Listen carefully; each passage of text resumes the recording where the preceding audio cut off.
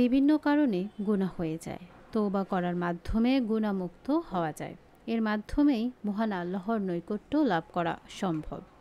তওবা আরবি শব্দ, এর অর্থ ফিরে আসা। মানব জীবনে তওবার গুরুত্ব অপরিসীম।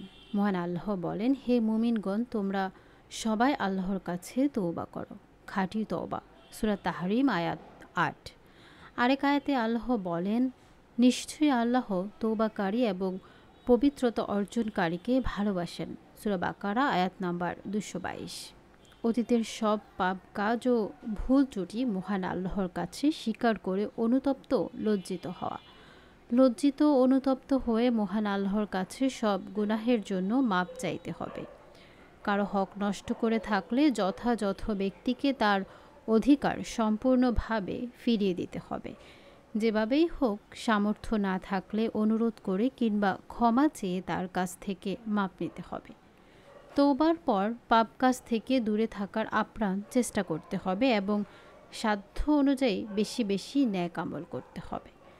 পাপ থেকে তওবার পর কোনো ভুলে বা কুপ্রবৃত্তির কারণে পাপ কাজের পুনরাবৃত্তি ঘটলে সঙ্গে সঙ্গে আবারও তওবা করে ফিরে আসতেই হবে। যখনই কোনো পাপ কাজ সংগঠিত হবে, সঙ্গে সঙ্গে তওবা করে ফিরে আসতে হবে। তওবা করার পদ্ধতি। তওবা করার জন্য প্রথমে সুন্দর করে অজু করা চাই। এরপর 2 রাকাত নামাজ আদায় করে মহান আল্লাহর কাছে ক্ষমা চাইতে হবে। গত জীবনের সব পাপ এবং আদেশ অমান্য করার অপরাধ থেকে মার্জনা চাইতে হবে। তবে এই নফল নামাজ তওবার জন্য আবশ্যক নয়। তওবা মৃত্যু যন্ত্রণার আগ পর্যন্ত কবুল হয়।